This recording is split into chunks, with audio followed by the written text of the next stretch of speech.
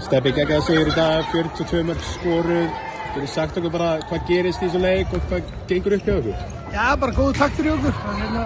Við vorum bara klárir frá byrjun sóknarlega og mjög slakið varnarlega lengstaði fyrir alveg, vorum mjög lengi í gang varnarlega og Hákon bara spilaði virkilega góða sókn, en meðan takturinn í okkar mönnum sóknarlega, hvernig árásirnar voru, og við erum svolítið verið að vinna í þessu og leita eftir þess að fá svona ákveðna hluti og ákveðna stöðu sem við erum að reyna að búa til að reyna að nýta kannski styrkleikana hjá mönnum, og mér fannst takturinn í liðinu frábæra, mér fannst menn vera að vinna vel fyrir hvort annan, koma sér á ferðina og síðan voru bara svona fínar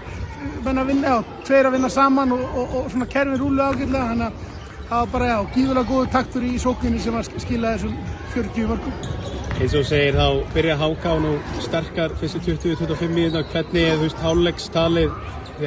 Farið nú inn í hálfleik yfir? Já, við vorum að upplifa varnarlega, það var samt ekki gott þarna síðustu 10-15, en hálfleikstalið var alltaf bara, við vorum mjög ánægðir með sókina, ætlum að halda henni áfram, en vissum það ef við myndum ná tökum á vörninni og ná svona einhverju smá kafla þar, þá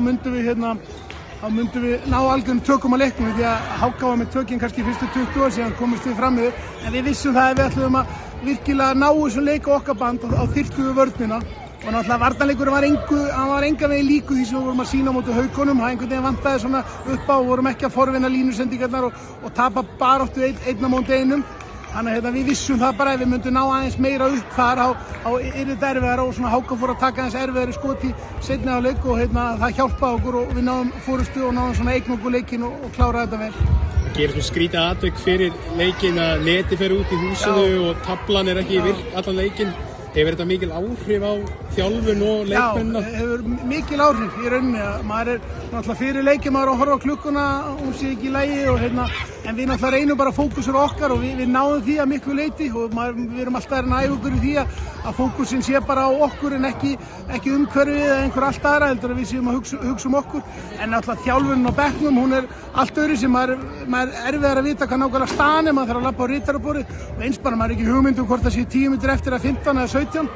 Þannig að það er náttúrulega allar skiptingar og allt er svona kannski meiri tilfinning og maður reynir Stef og Gísli eftirlitsmenn, þeir voru í yfirvinnu að svara manni hvað væri mikið eftir að annarkoð tímanum eða brott til sinni, þannig að þetta gerir þetta aðeins erfiðara, en ég ætla að vona að menn lagi internet í Mosfellsbænum fyrir næsta leik.